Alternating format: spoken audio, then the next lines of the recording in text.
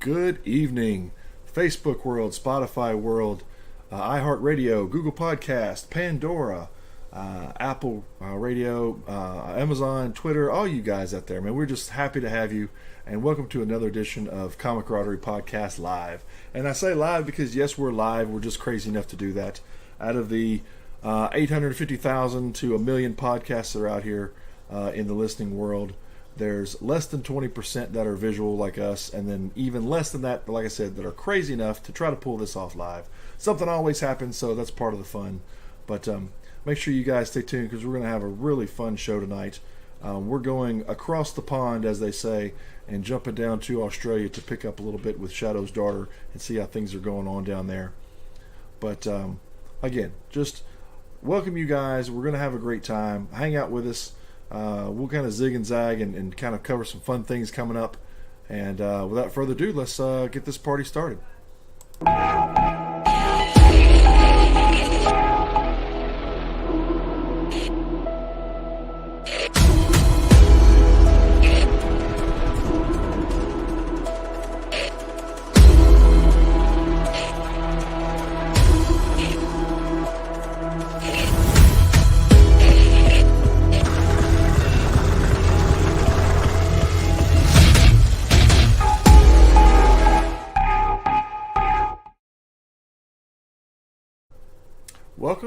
Welcome, everybody. I do apologize for the lighting for a second. We're doing some construction and moving some things around here in Fallout Studios, so lighting's a little bit off right now, but just bear with us. We've got some things going on, and I want to show you right off the bat that tonight we're going to be talking to Mr. Morgan Quaid and going over stuff with his with Shadow's daughter, talking about that book. It's been a long anticipated book because, as you guys know, in the comic world, there's been some paper shortages and people trying to print things and shuffle things around. And he's got his last campaign fulfilled now, so it's time to pull the pin on this one. Very excited about it. And what I'm going to do is kind of really kick you guys off to kind of set the mood. I'm going to go ahead and play the intro for it real quick. So here is, to kind of set the tone here, here's the intro to Shadow's daughter.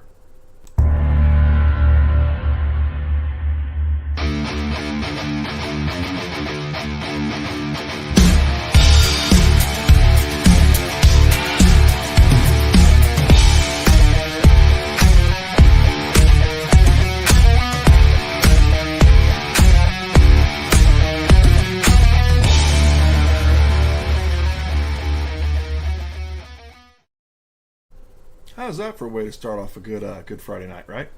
So without further ado, let me bring in one of my partners in crime. Mike has a night off tonight, so Dan is stepping in, and it's from Dan's Toy Box, and he's going to be coming on. We're going to talk about some of the things that we're going to bring over for this podcast. We're going to pull over to our other podcast that'll be released here shortly. So let's go ahead and bring in Dan Hickman. Hey, what's going on, bud? Trying to calm this beard back down. I had it under a mask most of the day, so it's fluffing up like a dead cat. So I'm like, I'm trying to hold it back in like a Dan Aykroyd Santa Claus. Okay, that's why I stick with the handlebar. You know, it can only go so far. I don't have to let it get all big and puffy. And if I want to brush it out to the sides and give it that decidedly windblown look, it still looks magnificent. Yeah, it's one of those kind of things. I mean, and what's funny is the beard's kind of an after effect because it does have the kind of the natural handlebar to it with the coloring, because I've got this kind of Cruella de Vil white going down the center and this natural handlebar down the side. Right. But the wife said stick with it. She likes it because I'm going to tell off, and she's probably going to kill me for this. But the reason that she did accept my friend request so many years ago, it's been 5 years now, is because I look like Opie off of Sons of Anarchy. And at the time, I had just the goatee, and I was like, kind of maybe. But I need to go back and meet him again because we met him in Atlanta, and there's a picture of us together, and he's a big dude. I'm 6'4", and I have to look up to him. Okay, so he was trying to finish his text, and his phone looked real small in his hands. He's like, let me finish this text real quick, and he texts, and he's like, hey man, let's take some pictures and stuff, and he gets in between us, and he's just a giant. But yeah, he could be my older brother because, like I said, I want to get a more recent picture. I have to put it up one day.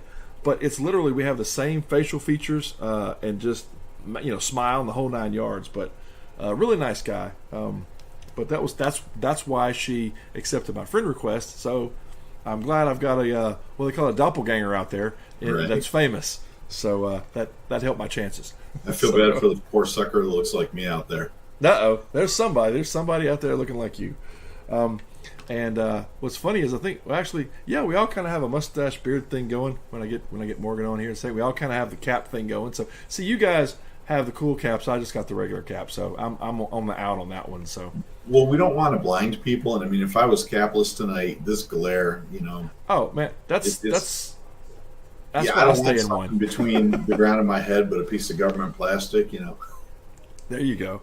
Well, there's a good friend of mine that when we were younger, we were BB gun wars, right? Everybody went through that. So he was playing BB gun wars, and he happened to actually get shot in the soft spot of his eye, like the Red Ryder BB gun thing. You're gonna get hit in the eye. Yeah, he did literally, and it went in, and it actually went into his brain, and they had to remove part of his skull, like 12 years old, and put a plate. So Heath is his name, and as we grew up, be in bars or something, he would grab a can and just smash it in his forehead because it's a metal plate. And of course, nobody knew but us, right? And right. People just looked at him and were all impressed about it and stuff. But yeah, he could do that with like nothing. He's putting money down. People don't know. It was hilarious. It was great. It was actually great. A couple quick things I want to do, get some announcements out of the way before we get started and bring Morgan on, is Voodoo Lounge is about to launch. We've been teasing about it for a while now. We've been getting some logistics out of the way. We've got the new intro and stuff cut for it. We're trying to pick a time when it's going to fit in with everything. But Voodoo Lounge is going to be a little bit more of pop culture, games, toys, music, food. It's going to be everything real kind of, Creole is a mix of everything, right? And I'm from Louisiana, so it was a natural fit to do this whole Voodoo Lounge setting. And there's going to be more to why the name is there, revealed here shortly. But a couple things we're going to be doing, Arcade Heroes, which is going to be a retrospect on old video games. Atari 2600, Nintendo, PlayStation 1, PlayStation 2, all the stuff that some of us grew up with. I've got a bunch of it sitting in front of me here in the studio, and I've just been, that's why I have the shirt. I'll just lean off camera. Here's why I have the Super Mario shirt, because just to kind of pitch that, because my wife and I was running a little bit late almost for the show because we were lost in a game of Mario, the original Mario on Nintendo. So we were kind of remembering how much we had to kind of practice to get back with that. So there'll be that, and then from Dan's Toy Box, he's going to be bringing us legendary figures, and so we're going to be bringing those to you in segments. We'll probably do a couple of them here, but they'll mainly be over in Voodoo. So without further ado, we're going to be again talking tonight about Shadow's Daughter and the offering that's going to become with that. You're getting a lot right out of the gate for your money. Okay, so we're talking 6 issues, 240 pages of urban supernatural mayhem. Okay, I'm talking bam, 6 books. Okay, that's a great offering right out of the gate, and there's going to be some bonus books which Morgan's going to get into and has that kind of plays out. So without further ado, let's hop, skip, and a jump down to Australia and see what Mr. Morgan Quaid's doing. G'day. Hello, good sir. Yeah, guys. Greetings. I always love his background because there's it just of course screams music. So, not just being a novelist and a comic aficionado, he's also a music aficionado. He's also a wizard in animation and my partner in Fallout Studios for the animation work. So it's awesome to have him on the show. It's awesome to be able to talk about this book. The animation that you just saw was of Morgan's creation, so that's just another talent in his Swiss Army knife of things. So plot twist tonight, folks. Morgan's actually going to play music for us for 2 hours. He's got a whole set. Yeah, and we're gonna have kind of a donation off to the side, and you can just throw money in it, and that's how we're gonna fund my lighting problem here. No, as long as I don't have to sing, we're fine. As long as I don't sing, everything's cool. Dan can sing, and you play music, and we'll all be fine. There we go. But I've got a ballast going out. So unless you want to buzz in the microphone, which we had last episode, I finally tracked it down like 10 seconds before we were off here. I'm like, there it is. So it was the ballast going out. So we're gonna fix that. But let's kind of get into. I don't know if you want to share your screen. You want me to share my screen? But we can kind of go into the Kickstarter. You can kind of tell us how it came about, what's available, some of the surprises that are in store for everybody. We'll just kind of get right to the meat and potatoes, and then we'll we'll say I like saving all the stuff that's else is going on after the show, because of course everybody's tuning in to hear the creator, and then we'll kind of cover some other stuff. But cool. Yeah, well, I'm happy to share. I'll go over there now. Let's see if I can do this. Bam. There you go. Is that working? Yeah. That's working. And we're going to kind of all Brady Bunch and kind of just scoot over to the side, and we're going to go jump right into the Kickstarter. Cool. Okay. I get a little bit of a heart flutter whenever I go here. You know how when you're used to a campaign being live and you see this screen for the first time and think, oh, is it live? It's live. It's already live. Why is no one backing? What's going on? Yes. And for those of you who've done campaigns before, they do not make it hard to hit the on button and the go live on these things. It is easy. I'm gonna tell you what, several people I know have gone, oh my god, it's live, I didn't mean to do that, and they're like 2 or 3 days ahead of schedule. But you just make it work. I know one of the more recent ones was Starlight, and Travis was like, oh my god, I hit it like 3 days early, and I'm so sorry, everybody. But we just made it work. I mean, it's not like I said, there's no super secret code you have to put in. You just bump the button and poof, you're live. So I get nervous too when I see that screen. I'm like, are we there? Are we not there? What's going on? So I did exactly that 2 months early, in fact. See, there you go. There's Yeah. It was a great treat, and then immediately people are starting to back, and I'm thinking, oh, what do I do? Trying to find out, can you reverse it? So had to just cancel it, start again. But it was a good dry run. It was. Well, there you go. You guys like, well, everything works. You're right. Excuse me. Cool. All right, so let's do it.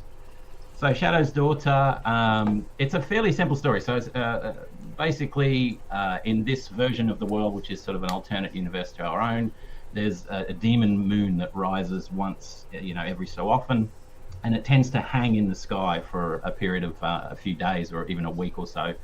And when that first happened, there was a sort of cataclysmic events on Earth, a lot of earthquakes and those sorts of things.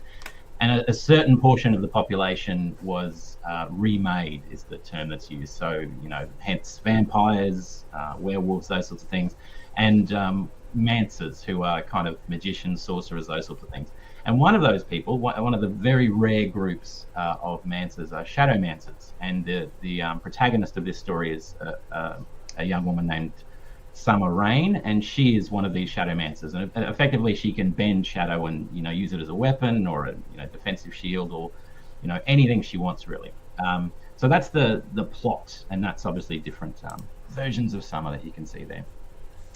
And now I'm going to give everyone a sort of a world-class view of how you put together a video, put it on your campaign, and pause it right at the moment when you're making the worst possible impression. So I'm going to have to go back somehow and add a few seconds either way, so that's not the middle image, because that's what a treat. I'll tell you what you could do is, and I'm going to throw it up here real quick, because when you talk about bending shadows, I want to show people this as an example. Here is one of the ads that actually kind of shows this. So we can always take that slide and slip it in the front for a couple seconds, and that'll kick you off with that, rather than, like you said, the look. What we're going to call that? Because what was that show? They called it. What was the name of the look? It was Stone something when he would stare. It was he was a model. Remember, he was Blue Steel. Blue Steel. There you go. That's your Blue Steel look. So that's probably more my. Kind of looks like he's promising, anybody who contributes a kiss. Support this project, and I'll plant one on you. There you go. It's the Shadow's Daughter kissing booth. I love that. There we go. I was gonna say it kind of looks like mid-P, but that's probably not as nice. When you think about it, it kind of looks like I'm crying. It's that's great. Yeah, you might ought to leave it now, because it's got a thing to it now. Yeah, that's hilarious. Now it's got a backstory we probably didn't need to know, but we do. People are like, "What's he doing? And why is he peeing in his studio? That's just not cool." This studio has everything. This has everything. Everything. That's awesome. Is this one of those weird POV videos? That's great. Definitely not. All right, cool. So that's. I won't dwell anymore on that. Needless to say, it is an actual video that doesn't just have my peeing expression. So running down, there's a little bit about the story. Obviously, there are some early bird deals that we've put in there. So for this one, it's the first 20 backers. So if you're buying there's upgrade packs. So those that supported the first campaign with Shadow's Daughter issue 1, you can get the upgrade, which essentially gives you everything except that first issue at a discounted rate, because obviously you've already supported that first issue. So anyone that gets into the first 20 of those will get a free PDF comic, Swords and Sorrows, which you can see there. So you'll get a free one of those. Also, anyone that does the same thing for early bird for the premium, either print or digital versions or tiers. So there's four chances depending on what you need to get in there, but it's the first 20. Once those 20 are gone, then that's nice. Off the table. No more. There you go. Gone. Out of there. History. Well, now I do want to clarify one thing for the listening audience out there. Now, even though that Morgan is in Australia, there is printing set up here. That way, you're not having to pay to strap it to a carrier pigeon and pay all that money to get it shipped over here. So don't fret there. If you still want a physical copy, hey, not a problem, because they're going to be printed. The ones that are sold in the States are going to be printed in the States. So I just want to state that real quick for everybody. Yeah, and also I'm not sure how Kickstarter does it. I think you can see both prices, but obviously the prices will be lower in the US to what they are written down here, because they're in Australian dollars, which is a lot less than US dollars. Cool. Yeah. So they're the standard covers for the six issues. These first 2 issues are the main story. So Shadow's Daughter originally came from a novel, and they're part of the first arc of that novel story. And there's another 2 issues that'll come out later on that will sort of complete that main story arc. The other issues here, so they're in full color, those first 2. And they're running at, I think one's 60-odd pages and 40-odd pages for those 2.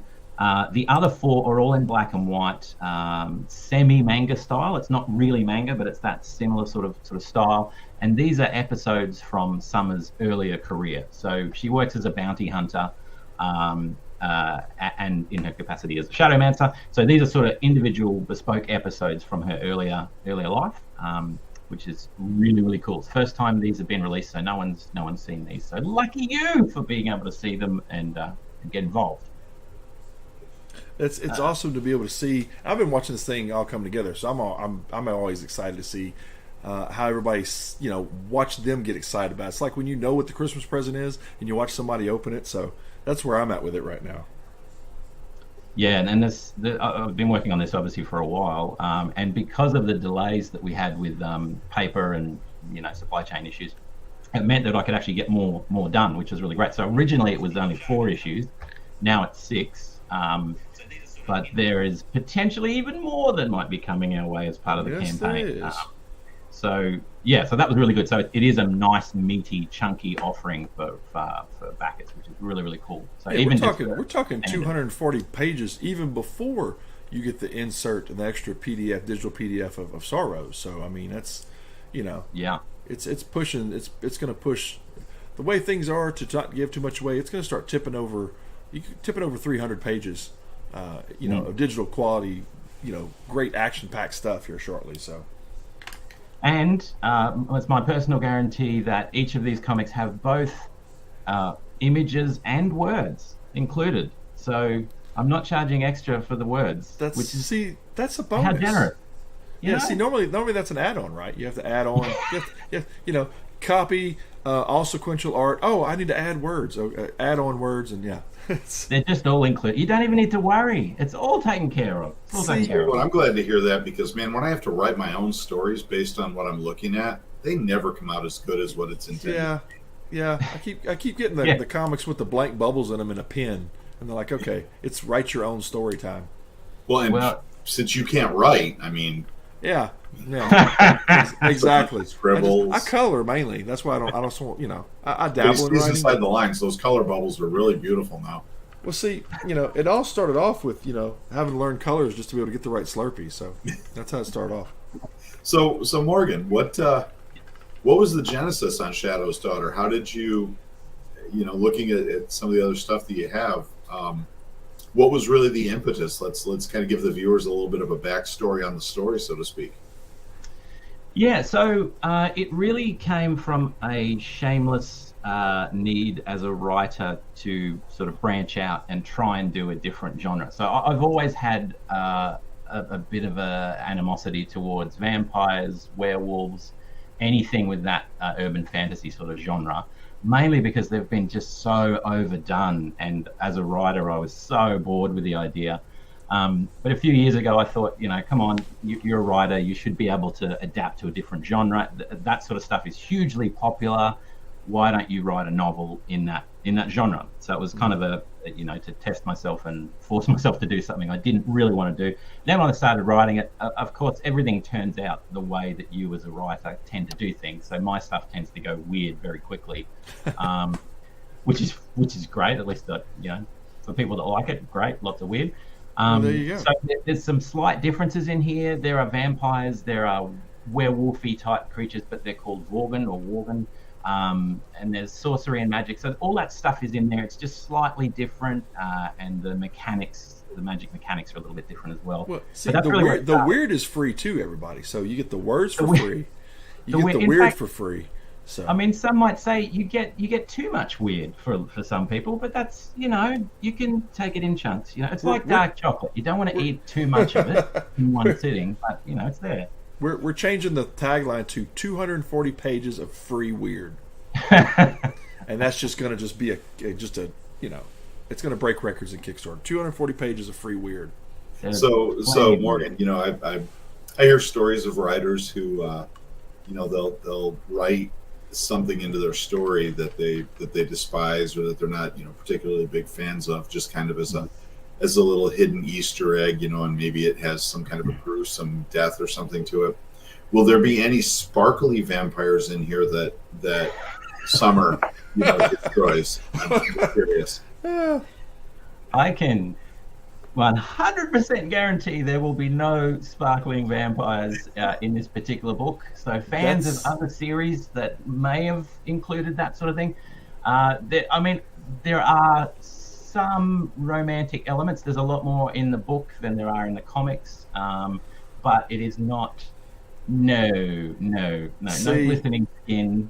These ads just write themselves. I'm just jotting this down and laughing like that's the next ad to be guaranteed no sparkly vampires. No sparkles. In fact, for the most part, vampires in this world are particularly when they're first turned or when they are remade into vampires, they're feral creatures that live on the streets and that have to be controlled and culled and those sort of things. So they're not this grand sort of majestic, beautiful sort of creatures. Much like visiting New Orleans after hours. So yeah, I'm with you. Is that in America? I wouldn't know. Yeah, it's a whole. You just basically described Bourbon Street in New Orleans, which is I can see a lot of the stuff happening on the streets of Bourbon Street. Let me just put it that way. It's a very feral, untamed yes. area that needs to be called. Okay, I'm not going to comment just in case anyone from there is listening, and I don't want to. I can say that because I'm from there or from that area. I'm close to, not exactly from the city, but not too far from the city. So, and I have a long history with New Orleans. Visit there frequently. Got married there. Of course, voodoo. The whole voodoo lounge and the whole voodoo comics and all that comes from that whole area. So I can say that and laugh about it, just poking fun. But yeah, I love New Orleans, so don't get me wrong. It is have some rough around the edges areas, but it's well worth hanging out. So yeah, I could see this being set. That's why I asked you about setting. I was like, man, this could perfectly be set and shot. It's shot in the streets of New Orleans. See, and I can say that because I don't live anywhere near New Orleans, and none of the residents there know who I am or where I live. Well, hang on. I'm going to flash Dan's address up on the screen. Just give me a second to key it in. And it's really been nice knowing you all. Have a great day. We're going to sign off now. I love the lighting in this piece right here. This is just excellent. This is a cover by a local Aussie artist named Daniel Reed. Really, really nice work on this one. So much so that I didn't want to put logo or anything on it just at the moment. Yeah, it's a perfect version cover, man. It's really, really cool. And so just FYI, in terms of setting, this does take place in a city and in a city beneath a city, if that makes sense, but it's not really located anywhere recognizable. So, Gotcha. It's kind of a future place. But that's an amazing cover. I can't wait to see the final version. I know the cover I'm getting right now. I just made that decision, so we're good. It's really cool.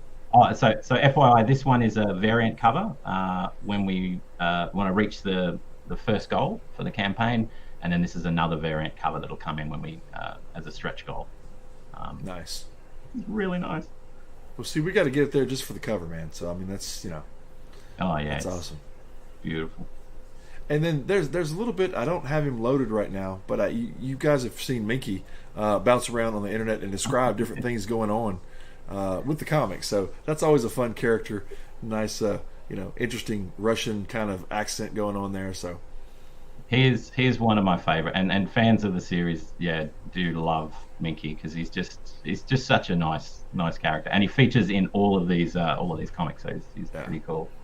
Oh, so here's a look at some sample pages from issue 1, which is full color. Fancy. That's beautiful, man. That is vibrant. Yeah. I love the palette of this book. Yeah. And there's issue 2 where the story's continued. So to give you an idea, these guys are brute vampires, so they're kind of warrior caste vampires. No glistening skin. This is an interesting guy who has. It's not explained in the book, but essentially the way I think of him is he has 2 hearts, one that pumps blood and one that pumps ink. And he, but you'll find out, more about him. And now we get into the black and white issues, which are sort of going back earlier. So some of the features change with, obviously they're different artists, but some of the features change with Summer and Trent and a few the other characters. But it's because it's 10 years earlier.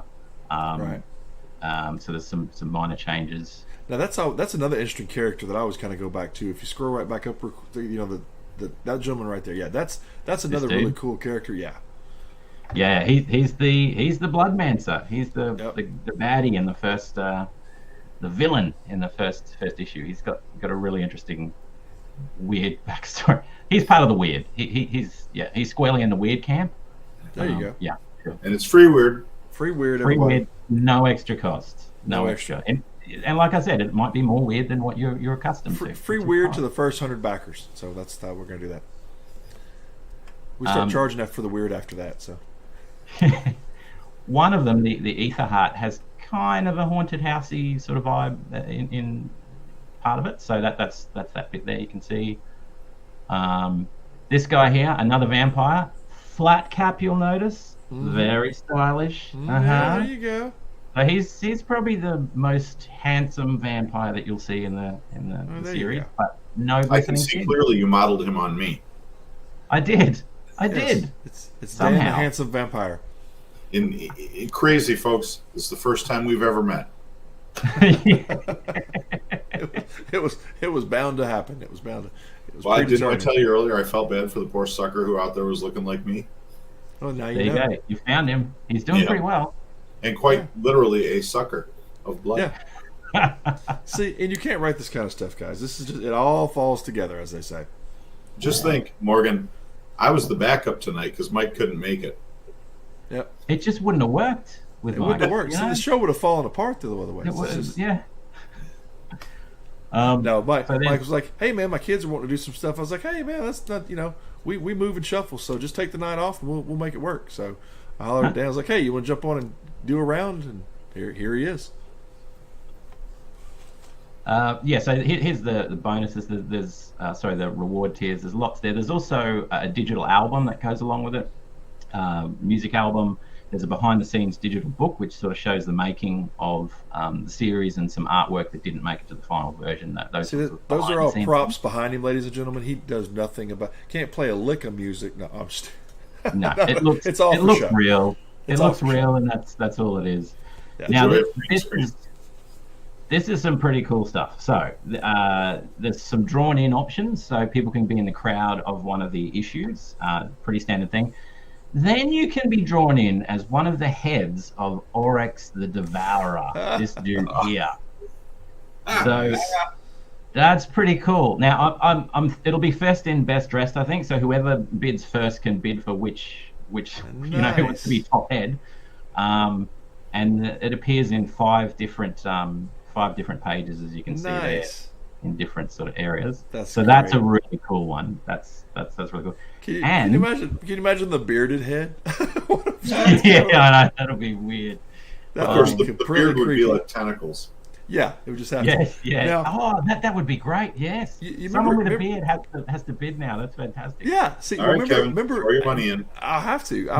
We've when I say Inked is in comics, we're in a lot of comics. I mean, there's a lot of comics coming out over the next couple months that we're in.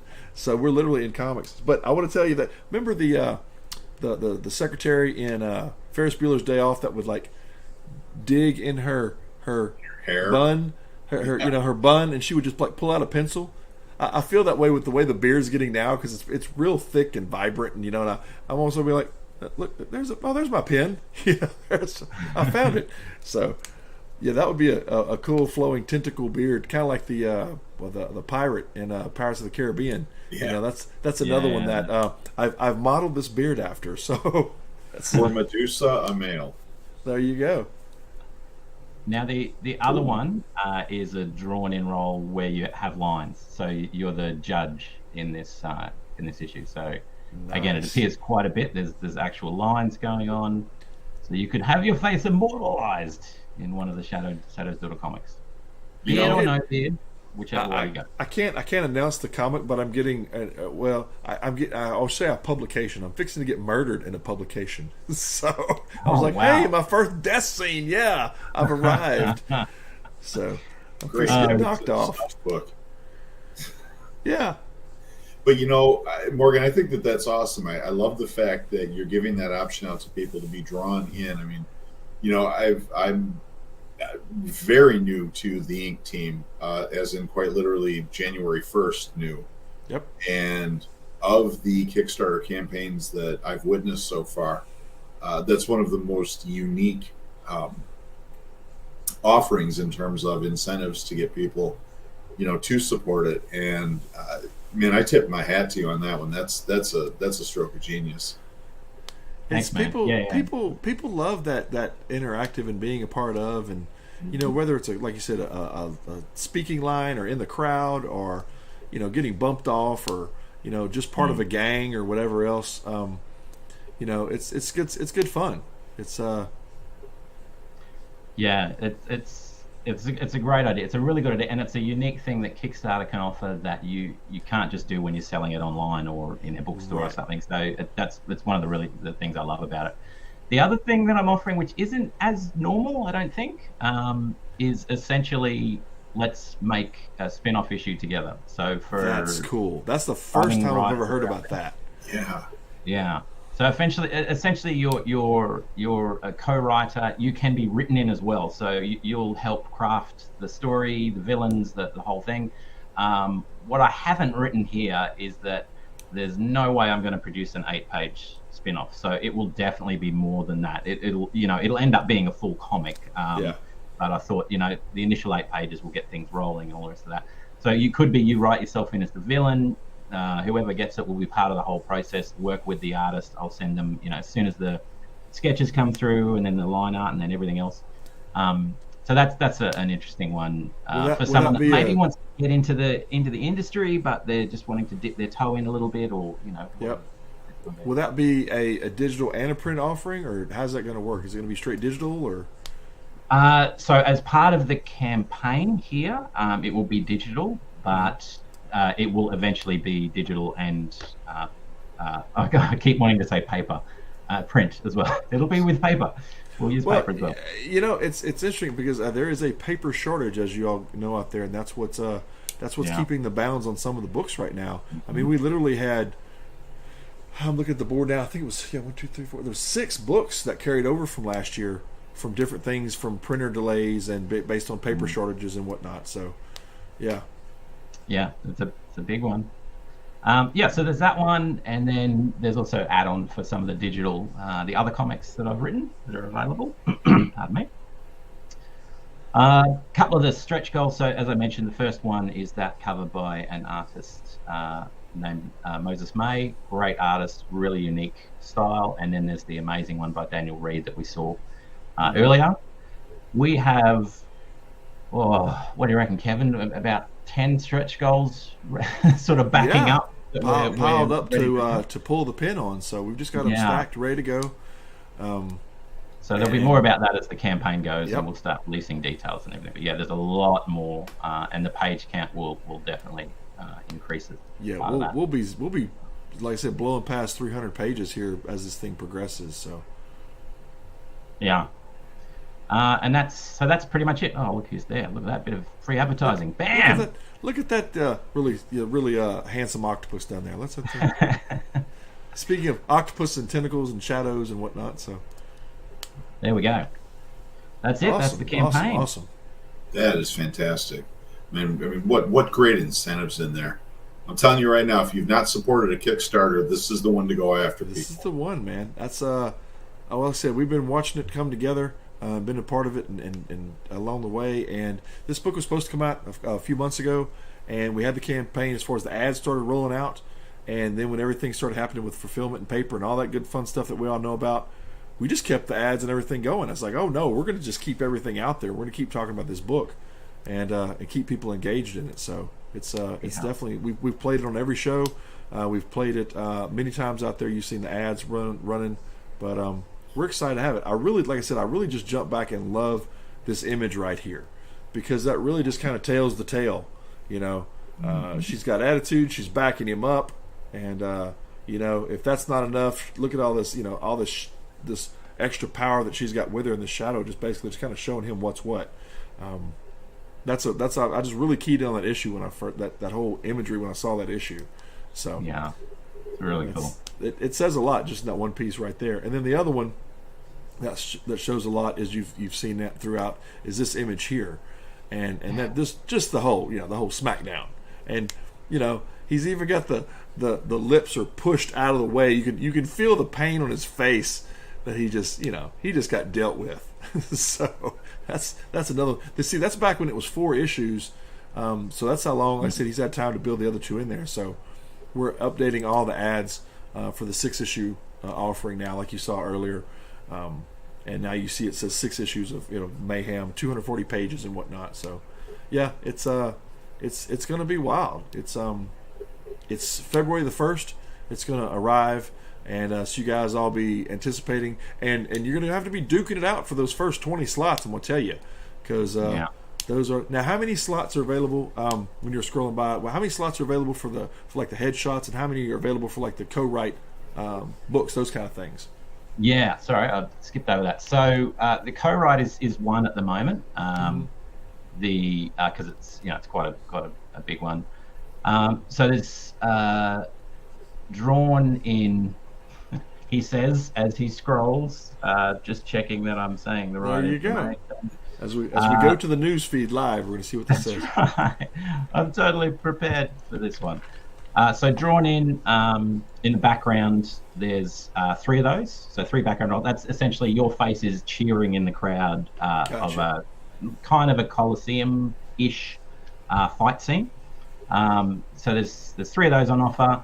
There's obviously 3 of the Aurochs the Devourer images, because there's 3 spots for the head within the weird tentacle beastie. So there's 3 of those, and there's 1 judge, because there's only 1 judge figure. So that's quite a big one. That's 4 pages, and as I said, there's speaking throughout. Yeah, and then 1 for the co-write. Yes, viva la Indies. Amen to that. Yeah. I got to say this. I've been interviewing a lot of independent comic book writers and artists, and that are setting up their own books or starting their own studios, and every single person that I've spoken with so far, without fail, has shown me something that has really just grabbed my attention, and it actually has gotten me hungry to get back into collecting comic books.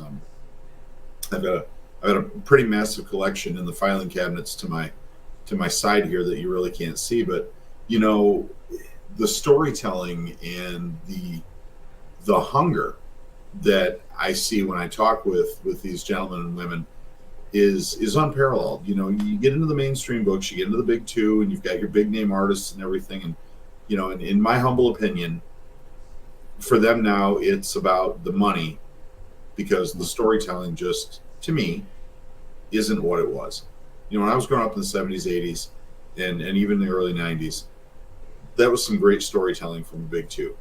Now I'm seeing independent creators that are putting out work that can go head to head with these mainstream books, and I would put it out there and say potentially could outsell them.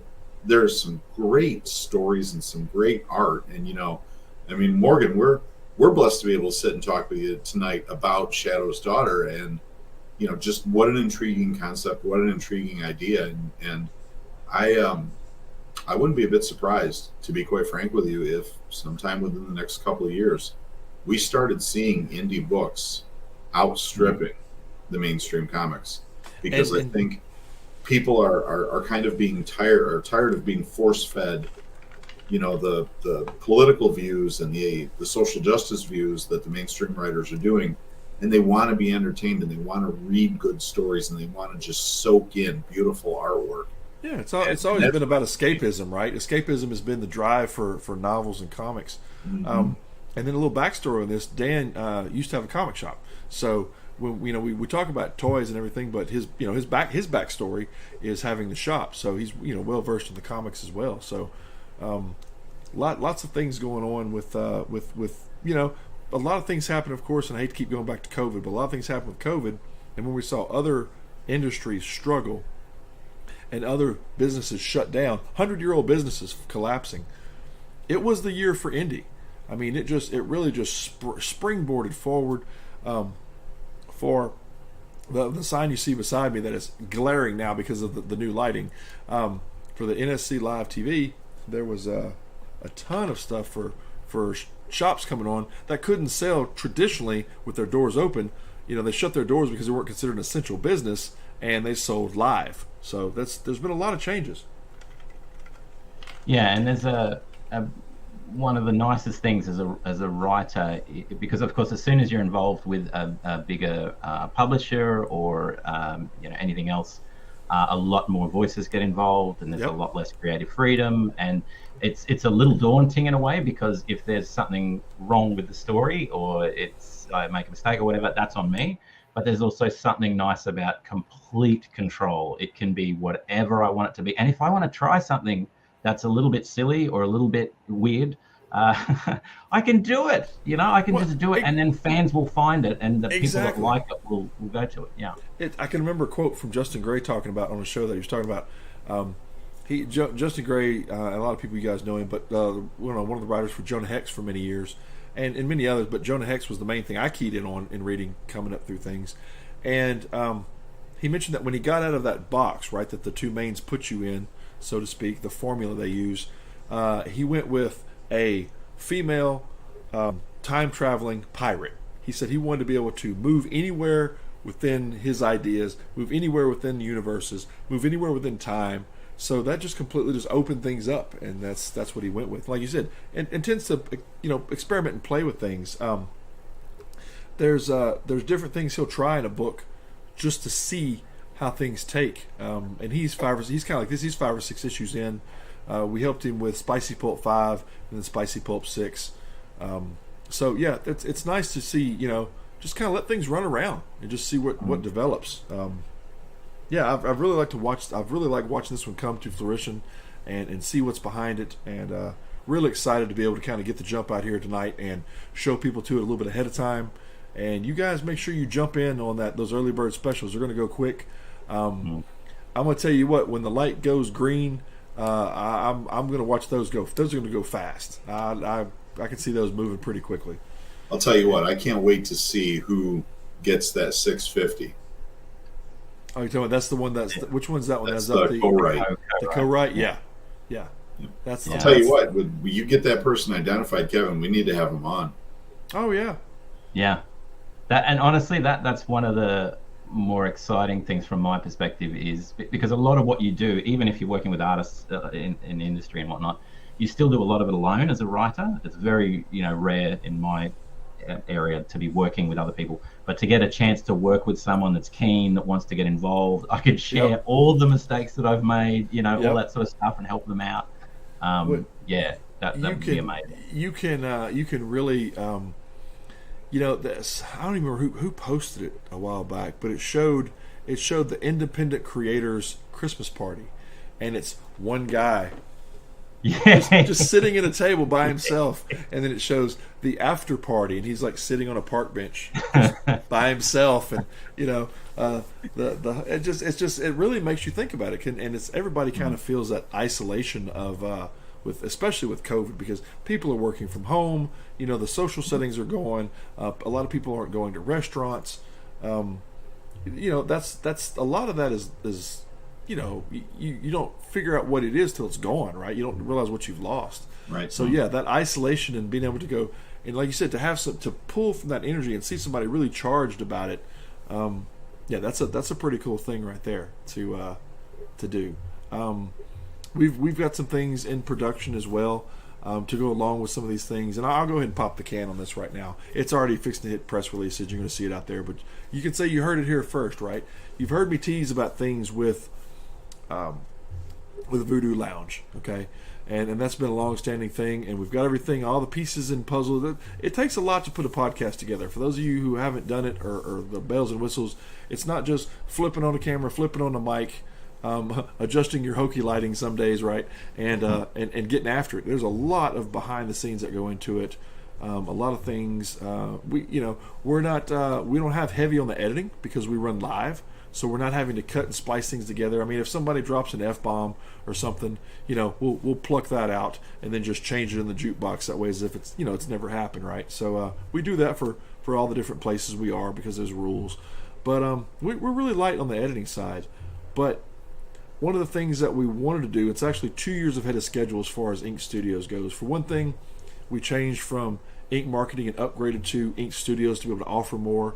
And in offering more, one of the things is going to be our own label. And that's going to be a big deal. And we've already got 6 books that have accepted offers to come underneath Voodoo Comics. And you're going to start to see those on the shelves and in Kickstarters. And you're going to start to see a lot of action as far as that takes hold. It's something we want to do for creators. We've been talking about it for a while. It being able to be offered 2 years ahead of schedule is a real blessing and a real honor for us to be able to do that. And just stay tuned for more to come on that. So it's going to be a lot of fun. Kevin was looking really hard for that square peg to pound into the round hole, and then he found me. Yep. And then I was like, wait a minute. This is useless, and tossed it to the side. Yeah, I'm like, and to kind of to tout Dan's skills for a second. I myself have a marketing background. I've been an artist, as you know, for years. Dan's background is also marketing. He's got a degree in marketing and in business. So, that whole business development side of all that we're doing is working with Dan and saying, okay, let's look at the year of 2021 as a whole. What did creators need? What were the holes that needed to be filled? Where could things come together to help out the industry as a whole? And we took the month of December and hammered that out. And that was one of the things that came out of it. We're like, you know what? Let's go ahead and do it. The printing option's now available with Fission Press. There is creator services now that we offer. So, things happen. Your inker's wife's having a baby. Your letterer vanishes off the planet. You don't know if you got, wiped out in a typhoon in the Philippines. You don't know what happened to some of these people, and that's just a constant I heard throughout 2021. Hey man, you guys know any inkers? Because my inker inked the first couple pages and I haven't heard from him in 6 months. I don't know what's going on.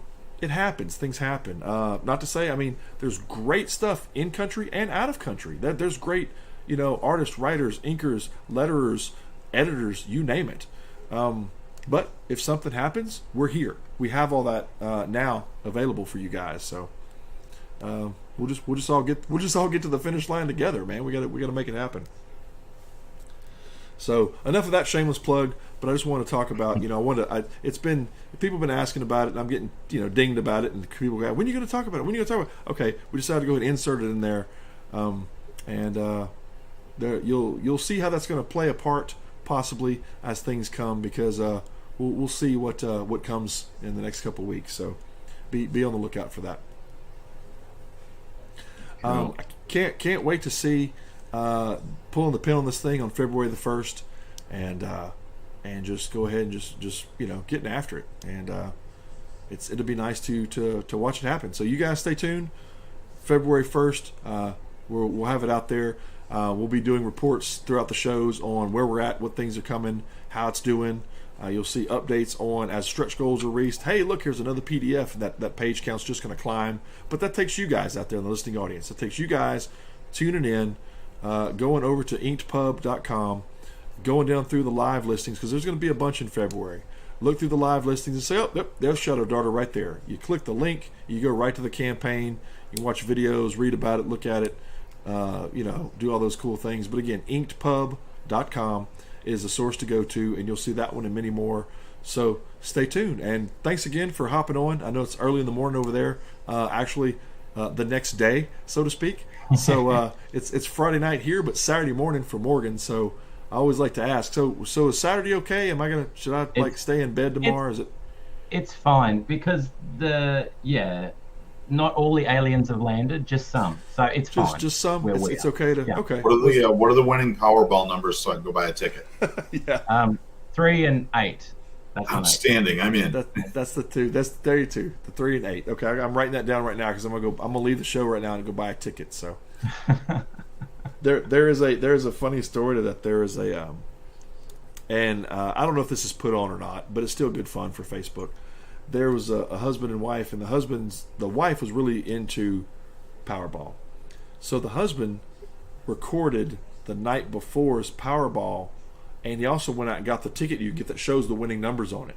So he had that as the ticket he had bought, and then put in the playing of the Powerball as if it was he timed it just right. So where it's playing the Powerball thing, and she's like, honey, did you get that ticket? And yeah, I think I got it. So, oh yeah, here it is. And she's reading it. She came out of the shower and she's reading it, and she's looking, and you see the angst build up on her as she gets excited, because it's 3 and 8 and 5 and 16 and the Powerball is, and she's like, oh my god, we're millionaires. And she spins over to him and she goes, I want a divorce.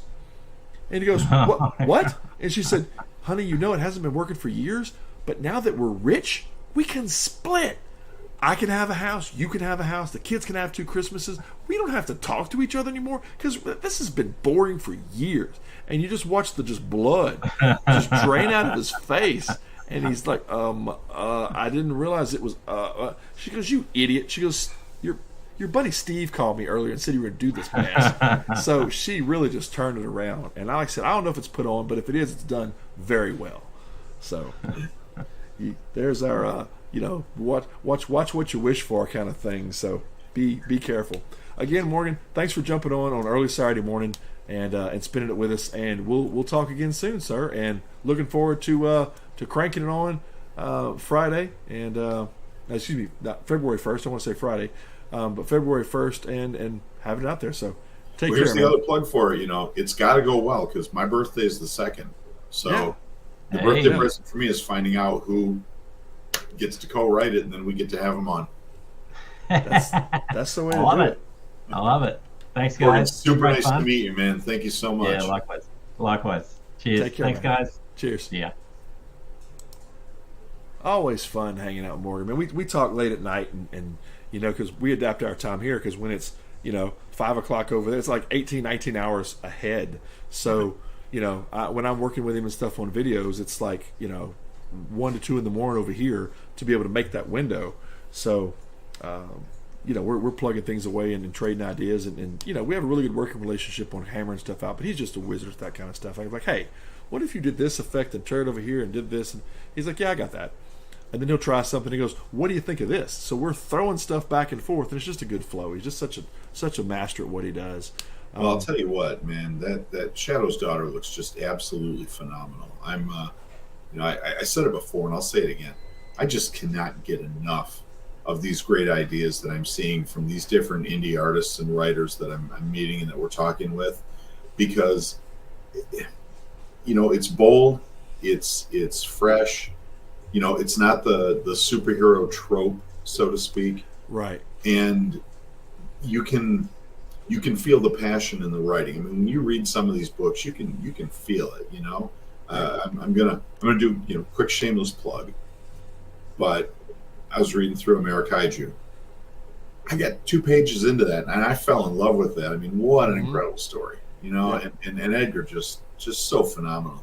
I'm going to be putting the finishing touches on an interview I did with him and sending that out here in the not too distant future. And I think it's going to be safe to plug that we're going to be publishing a lot of the Dan's Toy Box reviews and interviews, and doing the toy reviews live, and like you see, the retro games live, and that's the best part, because our viewers can interact with us, and if we do something incredibly stupid live, who cares? That's the whole fun of it, man. That's what we grew up in the era of Johnny Carson, right? And the shenanigans that happened on Carson, right?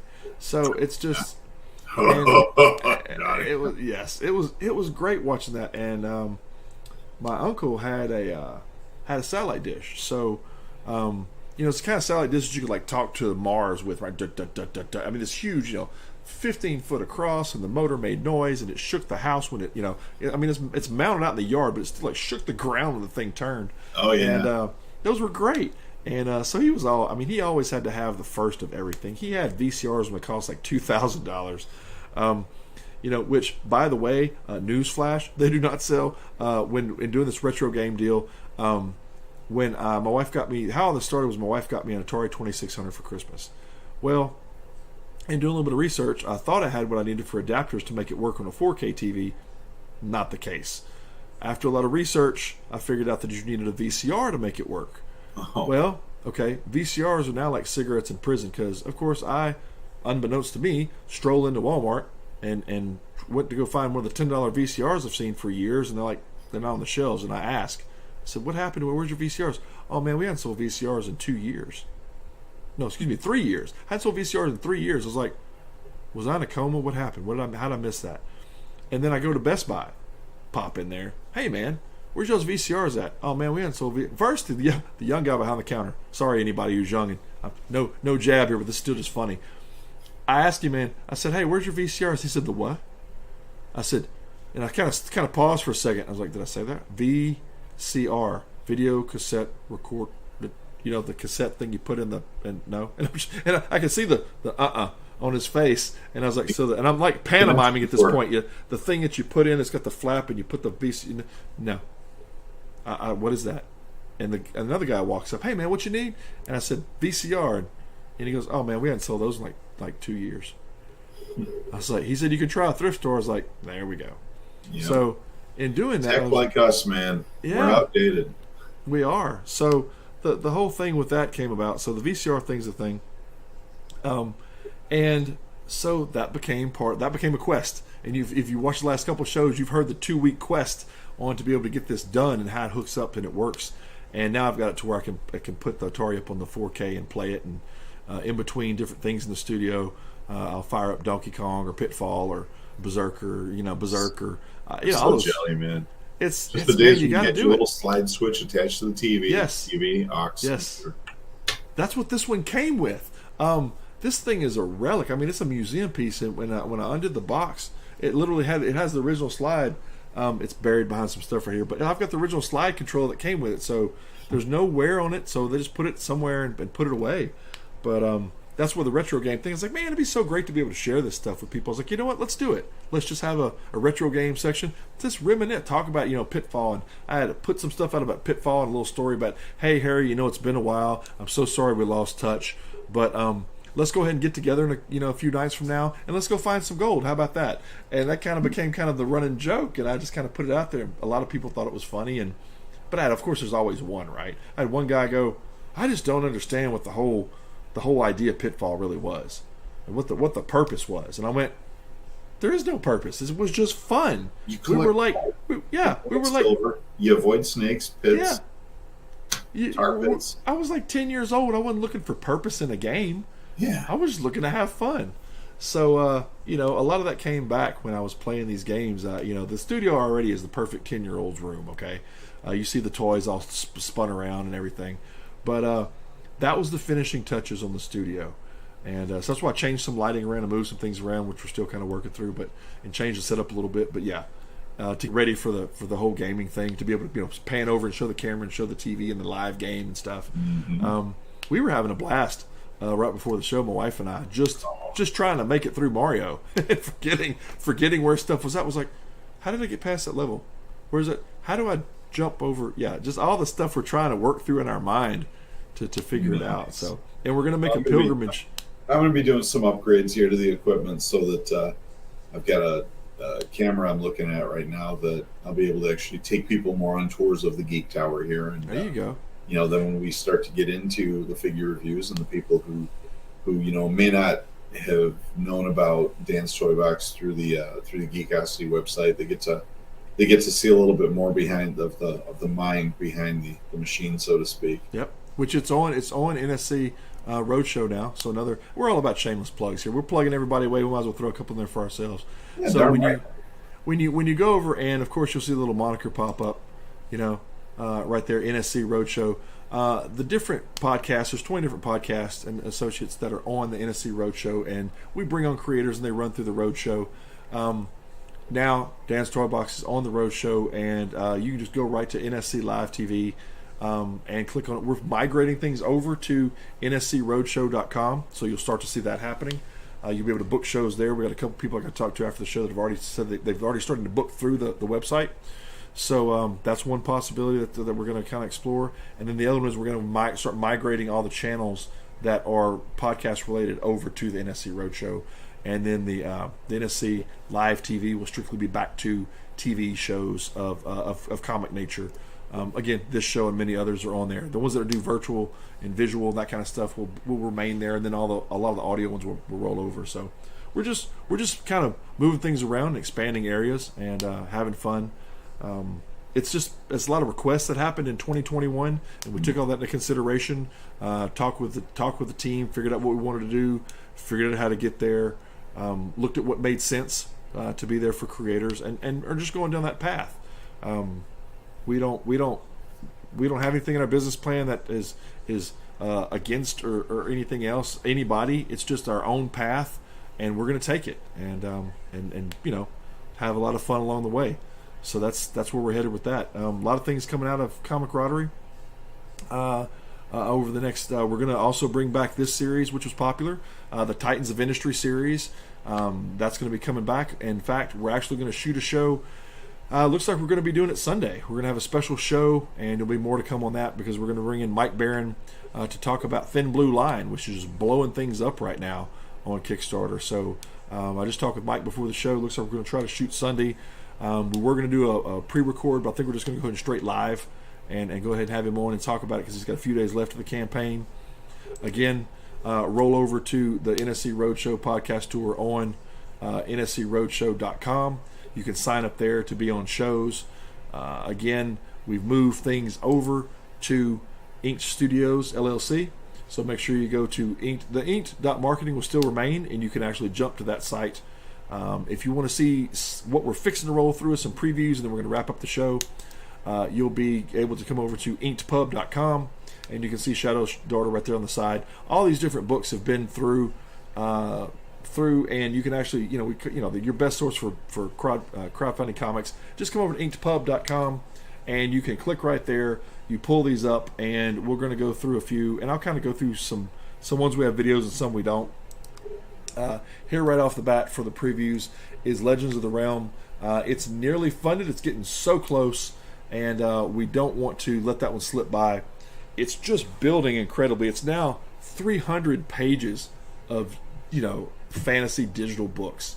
That's a huge offering, and then of course that includes in the bonus book now that he has. It's a lot of book for your money. So go over and check out Jack Holder. Stretch 2, the second stretch goal is activated.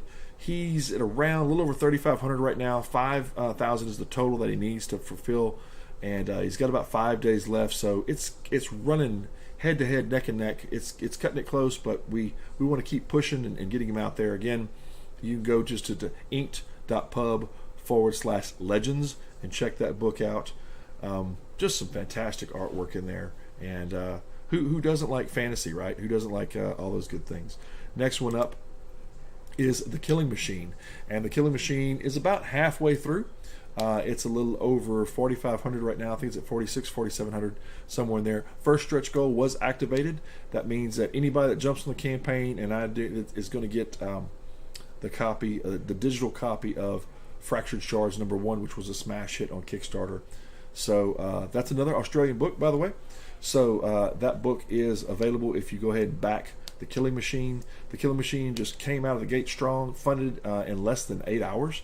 So stretch goal 1 came right behind it, and then stretch goal 2, we're almost at stretch goal 2.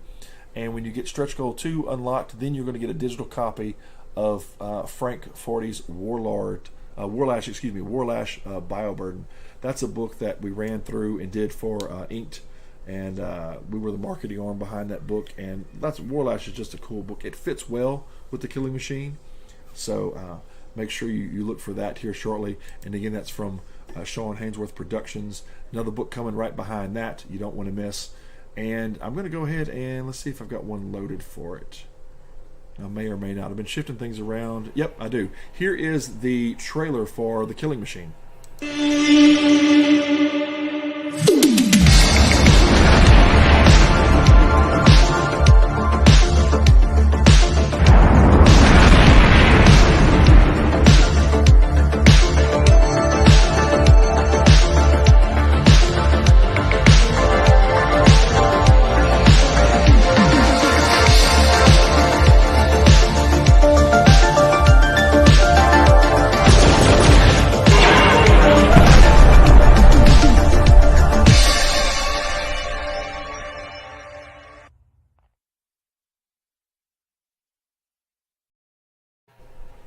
Awesome book.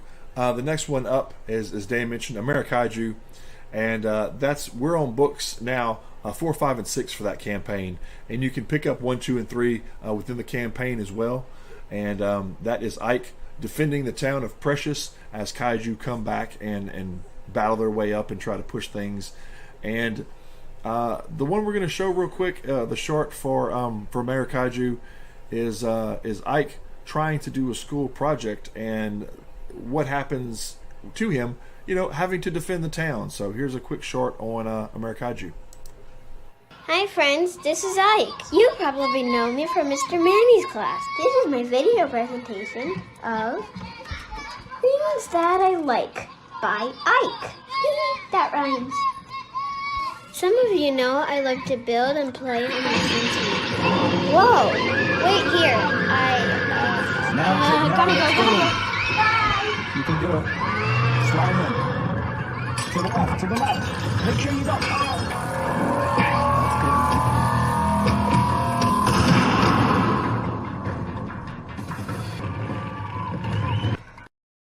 Well, that was fun.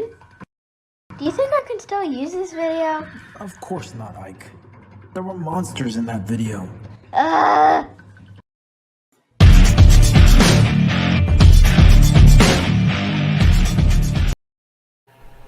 Now I'm going to show you real quick. This is one of the things you get in that campaign. Now, that is just, I'm a big figure collector, and that's just, the head moves, the tail moves, a lot of articulation, and this is Edgar's design. Edgar is a toy designer, and he came up with this, this kind of cotton candy mixed coloring here for this. There's another special one that's going to come out that's going to be related to Comicradery. There's another one that's coming out that's going to be related to Inked. The one that we sponsored for Inked Marketing sold out. That tier was it was an early bird tier where you could get this buddy and some books from Rusty Gilligan that came along with it for his offering as far as Mac in Trouble. And like I said, that tier sold out immediately. But there's other tiers coming up that have other kaiju colorings and other things available that are basically specific to the people sponsoring the tier. So look for the campaign's out now. The next tier should be offered out here shortly, and it's for, again, inked.pub /Amerikaiju to pick that up, and you don't want to miss that whatsoever. Then the next one up we're going to go through, and you have seen already Shadow's Daughter, and those of you who are tuning in late and happen to miss the short on that, I'm going to go ahead and play it again real quick.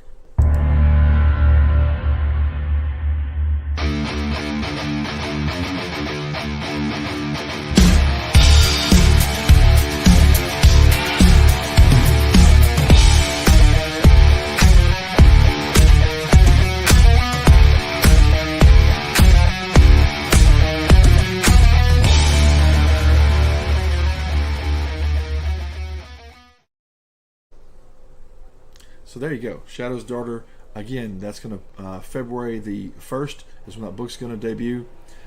Can't miss it. And then right behind that, we're going right into February the 7th. Is going to be from Paul Gomez. It's going to be his third offering.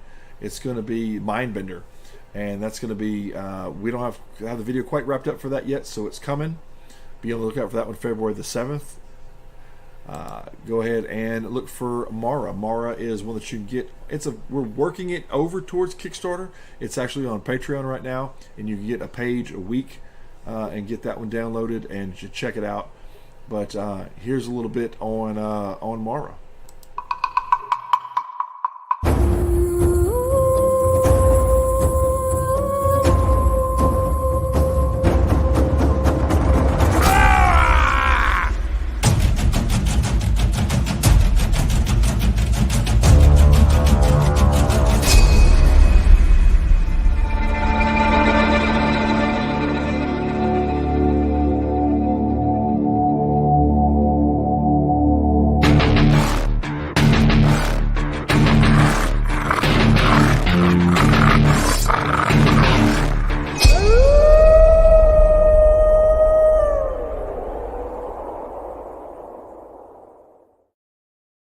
So a lot of good fun there. And then I want to end on the book that you're going to get if you just spin right over and back The Killing Machine. So here is a sampling of the Fractured Shards. This is Fractured Shards number 2, but again, this is the continued story from number 1, but you get a chance to see about what Fractured Shards is about. So here's a quick plug for Fractured Shards.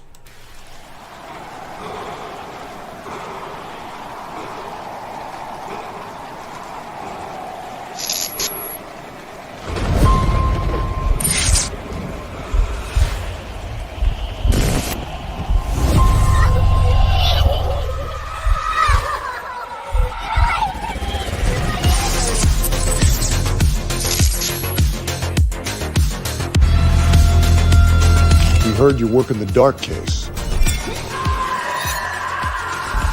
What can you find? How can I destroy him? Access granted. I spy with my little eye.